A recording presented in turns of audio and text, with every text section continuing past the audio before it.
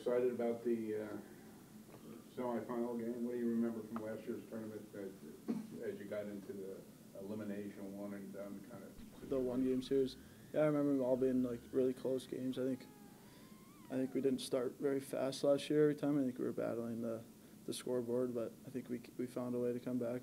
Looking back at the Penn State, Jack Jenkins scores that goal with 30 seconds left, something like that. They're exciting games to be a part of. And one-game series, I mean, anything could happen. So they're very important to show up and have a strong start. Take a look at your unit, the blue line, and how, you had Stasny step up last week, and you guys have been, you and Matt have been very consistent all year. In fact, somebody actually voted for you for defensive player of the year this year because they were impressed. Wouldn't say who it was, but how do you think that your unit has come along as the season's gone on, and how much has it helped having somebody like Cale behind you? Yeah, I mean, it was kind of a makeshift unit. I mean, it happened because of injuries, and then it's funny, some things happen like that. It's a fluke thing, and then you find something out of injuries and whatnot. But we clicked right away, and I mean, it's good. The power play and special teams are really important this time of year, and I mean, obviously having Cale behind us. I mean, our goal is to score and not to give up any offense for the other team on a power play, but having him behind us is good. But I think that second unit has clicked really good so far.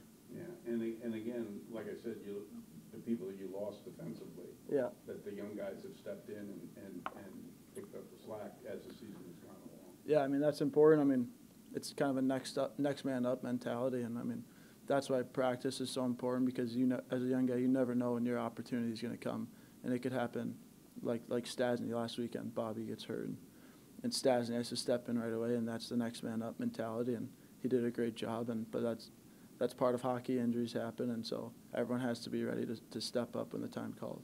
My final question for you is, in the shootouts that you guys still have on Thursdays, yeah, you still have Cale mine in a pretzel? Well, no, Cale, the ice has been really bad, and Cale's been making like snowballs in front of the ice. So you come down and you don't even have a chance to shoot because you just hit snow. So he's found a way to cheat the game. Sorry, just to build on what John was talking about, I've made this observation, I don't know if you agree, but it seems like when you and Hellickson got paired together, you guys have brought out the best in each other. Do you agree with that, and why do you think you guys work so well together? I mean, I do agree with it, and I heard you say that.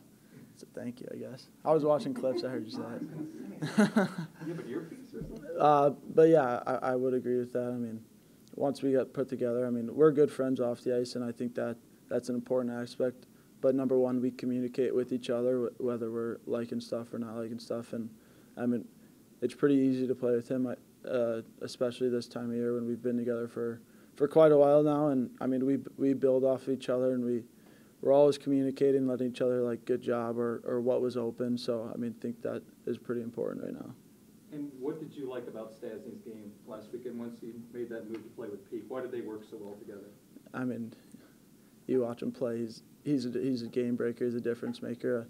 I think he doesn't really know how good he is and how good he can be.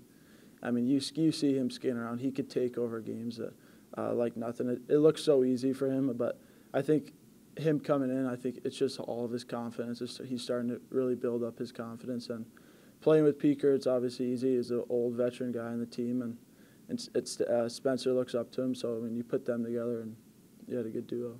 When you think about the last 2 years, Big Ten tournament title, 2 Frozen Fours, once you get into these elimination-type games, do you guys feel like you're overly prepared for these particular moments? And do you spend any time with the freshmen trying to talk to them about these particular moments, knowing that you've gone through them and had great success? Yeah, I mean, we do talk about them and how they're really fun games, and they're really important. And I mean, a lot of people have been saying that we have a young team, but we are very experienced at this time of year. I believe we have 18 guys who have played in these games, so I think it's really important for us to communicate with the freshmen as what they're all about and how they're working. You're going to face adversity every game, and last year, like we had the mentality that we were never out of the game. We were always going to come back. We were very even kill last year, and I think that's important to talk to the freshmen and pass that message along to them, and I think they've done a good job so far. Finally, this is the throwaway question. Since you can listen from time to time, any comments on Joe Wayworth, his ability to be an analyst? Have No. you heard him at all? Yeah, I've heard him. I have no comments. Perfect. I'll use that. Thank you. Yeah. Anything else, Tory? How big of an advantage is it to be playing at home? Yeah, it's a huge advantage. I mean, that's what we work for all year is to get a good spot in the standings. Home ice is huge for us. We get to sleep in our own beds, pregame meal here, so we don't have to travel. And obviously, playing on ice that we're comfortable with is a big advantage for us. And what kind of challenges does Minnesota present to you guys? I mean, they're forwards. They have some of the deepest forwards in the country, so our D-zone transition, D-zone coverage is going to be huge because they have a ton of skillful players over there, and they want to play offense and roll three guys in the zone and make a lot of plays, so our D-zone is going to be really important. Thanks, Tory. Good.